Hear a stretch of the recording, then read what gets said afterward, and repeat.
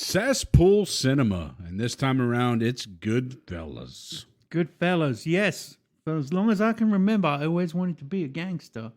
Is that true? From Britain. Brixton? Brixton, yes. All right, so I'll kind of go over this with notes, and you guys fill in with anything you're feeling. Three amigos are rolling down the highway, and they hear a thumping that they think is a flat tire. But when they pull over, they realize the person in their trunk is still alive. Yes. And this is actually a really crazy scene to start a movie. Yeah. They proceed to shoot and stab the body while yelling, "Die! Die! Die, motherfucker! Die, motherfucker! Die!" Yeah, and it was funny because, like, I'm sitting here, and I've never seen the movie. That's what this premise of this podcast is. Throughout this whole movie, I'm going, holy shit, I have heard so many sound clips from rap songs. From this movie? From this movie. So I'm going, oh, shit. Oh, you know what I mean? So you're just waiting for them to say one of them? You're like, hey, I know that. That's from that song. It's nuts. Then we see a flashback of why one of the fellas wanted to become a gangster when he grew up. So Paulie, who kind of looks like an Italian Gary Baker, there was a long-ass montage of this kid working for the mob, and that was Henry Hill. So you want to kind of talk about the montage? Because he started young, right? Yeah, he started young, and it's all based on a true story. Of course, with it being Hollywood, they've greatly exaggerated certain aspects of it. But the whole movie is based on a real-life person, Henry Hill, who grew up in the mob. But yeah, the opening scenes is basically him as a kid setting fire to cars, selling cigarettes from the back of a truck. The beginnings of him becoming a mobster. So his dad was a little bit abusive? Yep. When they found out and they rolled up on the postman. Yeah, I thought, oh, for some reason I thought, oh, they're going to kill his dad. And then that just didn't end up being the case. So I kind of got swerved there. You know what I mean? Yeah. Just for watching. Do you wish they would have killed his dad? Sure. Why not? Get it out of the way, right? Right. Just another body count. It doesn't matter. We move on to Henry, all grown up, and we get introduced to a slew of gangsters. They show how they were robbing trucks due to intel they got from the airport that Paulie owned. Do you think Paulie kind of looks like an Italian you? Maybe. I'm not that far off, right? Maybe. Am I far off? Not that far off. Okay. Tommy and Henry are shown laughing and having drinks. When Sonny asks Tommy for back money he owes, Tommy shoves Sonny away and kicks him in the ass. Sonny goes on to complain to Paulie about Tommy, and they end up being partners in the restaurant business. This was what was crazy. I'm going, oh, there's going to be some strife, right? No. No. Shortly after that, they show the mob running the restaurant out of business. Now, this kind of thing always happened. I mean, we're here in Kansas City. Big mob ties in Kansas City. Oh, there are? Huge mob ties. Actually, now you say that, in the other movie that's very similar to this called Casino, which I'm not going to make you watch because it's too similar to this one. Yeah. One of the accountants handling the money is in Kansas City. So they're doing a lot of, this is set back in the 70s, 80s. There's several books on the mob in Kansas City that I would suggest anyone read. I've read like 3 or 4 of them, but it's crazy. If you lived here, you're going, oh wow, because you know all the areas that were hugely like that's where they found his body, under that bridge. River Market was huge. But yeah, that's for people here. I mean, we should say as well, while we're on the subject of Paulie, the actor that played him, Paul Sorvino, recently died in real life. But he has a daughter. Your doppelganger. My doppelganger. He has. Google that badge. Paulie from Goodfellas. Tell me if that's not an Italian Gary Baker. It's Paul Sorvino. His daughter acts as well. Mira Sorvino. She was caught up in the Harvey Weinstein thing. Oh. But she was in. It's a movie Badger's seen, but I'm sure you haven't. Romeo and Michelle's high school reunion. Very funny movie. She was the star. She was the lead in that. She's been in other stuff too. But yeah, she was caught up. She was abused by Harvey Weinstein. Oh, all right. So she was testifying against him and everything. Yeah. And in his very, very Paulie-like voice, her dad said, if I ever get my fucking hands on Weinstein, forget about it. The next few scenes are Henry courting him a biatch. He finds out that the neighbor was bad to her, and he goes and he blasts him in the face with a gun multiple times. Pistol whips. He tells her to hide the gun, and it turns her on. Yes. They then get married, so she must have been really fucking turned on. By guns to get married. They then show conflict between the bride's parents and Henry. A few scenes later, they show Henry boning the wife after hearing her complaints. Next few scenes is her explaining on how normal the gangster life became to her. Uh-huh. So she's all good for it. Got swept up in it. As we move forward, we see Jimmy, Henry, and Tommy beat to death a fellow fella for disrespecting Tommy and his shoe-shining past. Yes. Go get your fucking shine box. They go to Tommy's mom's to get a shovel to bury the body, but his mom is awake, and they proceed to eat a feast and talk. And the mom, played by director Martin Scorsese's real mother. No shit. And most of that scene where they're sitting around the dinner table, eating, and they're talking about they ran over a deer and its hoof is hanging out of the front grill of the car. Most of that was just improvised because Scorsese just said to them, just sit down and eat and talk, and I'll film it. So most of that whole scene was improvised. So then I put, oh, well, damn, I guess that guy I thought was dead actually wasn't, and it's a callback to earlier in the movie. So that was the flashback. Billy Batts. Yeah. The fucking guy in the trunk at the beginning, so now we're in full circle. So that's just what happens when you're first watching a movie. They then show the fellas out with their girlfriends, not their wives, because different nights are for different biatches. Yes. I'm down with this. Next thing you know, they have to redig up the body they buried 6 months prior, so construction workers won't find the corpse. Is that where Jimmy Hoffa was? He was in some construction site supposedly. Probably still is. We can't talk about that, right? Well, you can. Oh no, I can't. Oh.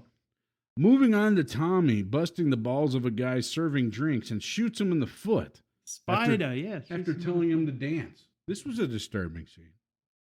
Now we see the wife Karen throwing Henry's keys out the window and arguing with him about whores. Is this the conversations that you and your wife have when you tell her you're coming out to play darts with me? I think that's every married man has that. We then cut to Tommy killing the kid who served drinks because he told him to go fuck himself. You don't do that. Karen is showed trying to communicate with a whore in an apartment that she's holding a gun to Henry to his face. This movie is really picking up. So what I was saying is it was kind of starting slow, but everything starts really going fast towards the middle part. Nothing happens because Karen is still horny for him and doesn't want to give him away to the whores. She wants his love gun, not his actual gun. Henry then turns the crazy tables on her and puts the gun in her face. And she screams that she's sorry. And I said, typical stable lady here. Yeah. We've all been there. Italian Gary Baker tells Henry that his bitch be tripping. And then he has to go back to the loony bin and he has to stay seeing the cunt to keep up appearances. That's what he says. But before he tells them to go on vacation and have a good time, they cut to a scene of them beating up a guy in the backseat of a car. Now that's fun.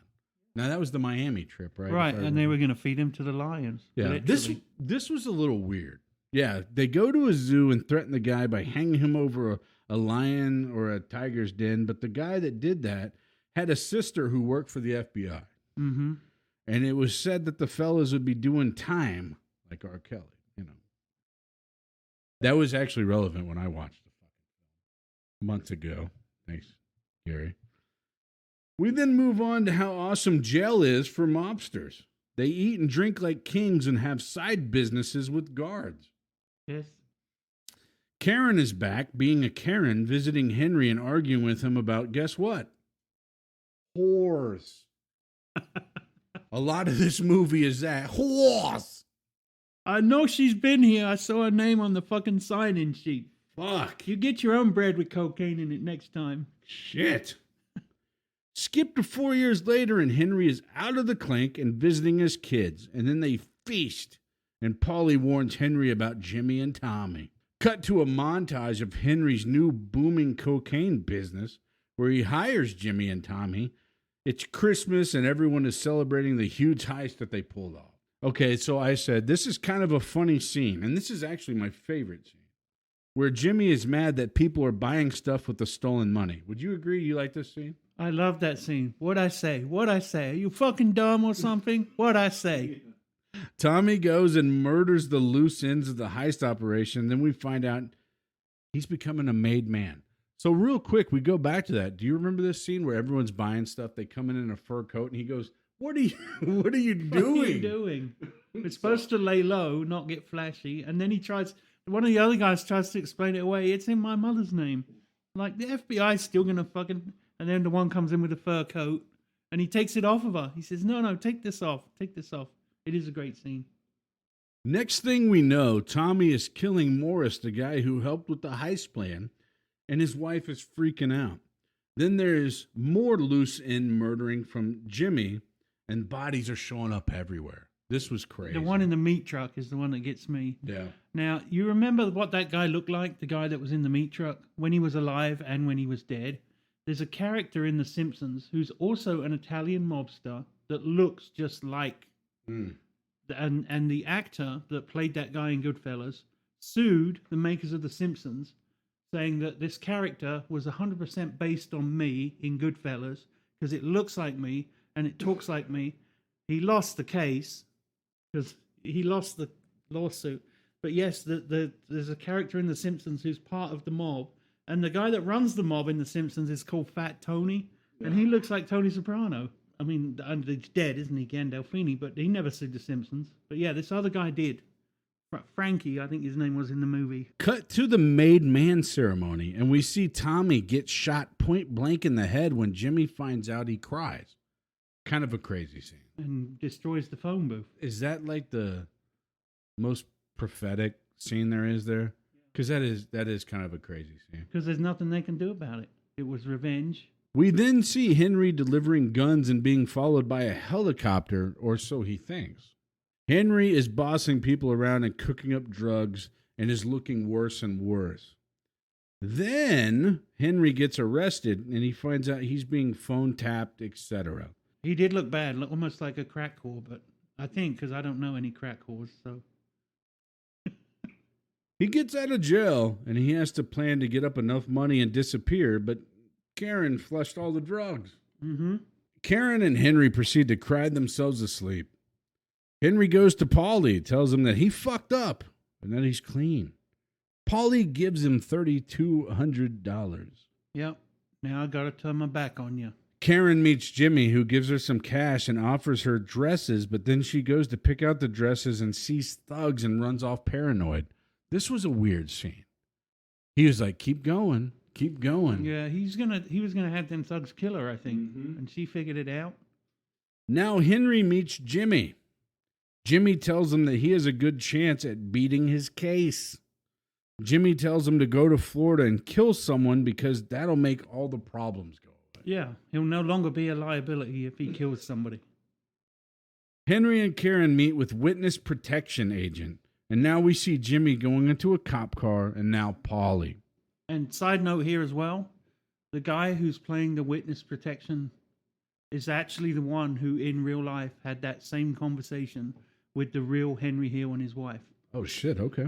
Yeah, they auditioned people to do it, and he was like the consultant, and they saw the people auditioning and they say, you know what, why don't you just do it? And then my last sentence is, we see that Henry has become a rat. And then we roll the credits. Yes. That's a painful end. And it doesn't actually say in the movie, but when you read up about the real Henry Hill, where they moved him to initially was Omaha, Nebraska. So all that thing where he's saying, I order spaghetti or whatever, and all I get is noodles and ketchup. They moved them to Omaha from New York. We should also pause here for a second. Now that I think about it, we talked about the actor that played Paulie, and all of these people in this movie are based on real-life characters. And the real Henry Hill said they got most of them right. He said Joe Pesci really nailed the character of Tommy. Only two major differences. One, the real Tommy was like much younger. He was in his 20s or 30s because he went missing. Like, you know, that he in real life they don't know if he was shot or not, like he was in the movie, but they assume he was because he went missing. And there's a rumor that John Gotti himself was the one who killed the real life Tommy. So there's two things. One, he was actually a lot younger in real life. Pesci was in his 50s when he played him. In real life, the real Tommy was late 20s, early 30s. And the other thing that's wrong about that is that the real Tommy was a really big dude, like twice as big as Joe Pesci, like real big buff dude. So, but he said, and the real Henry Hill said, apart from that, 99% of what Joe Pesci was acting, he said it really reminded me of who Tommy was in real life. He was just a psycho that would just lose it at any given second and go nuts. Didn't he? I think he got the best supporting actor at the Oscars back when they were all white and no black people were allowed at the Oscars. Do you remember that? Yeah, and the real Henry Hill, he lived right up until about 2008, but he was kicked out of the witness protection program because he started selling drugs again while he was in the witness protection program. And then eventually he moved back to New York, and of course he'd have to have 3 bodyguards with him at all times.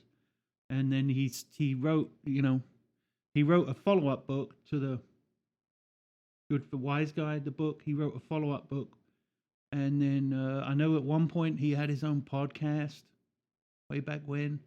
So maybe he died recently. I don't know. But I know it's been at least 10 years since he's dead. And he ended up dying of like throat cancer or something very un-mafia related. Like I said at the start, some of it's been Hollywood glorified, if that's what you want to call it.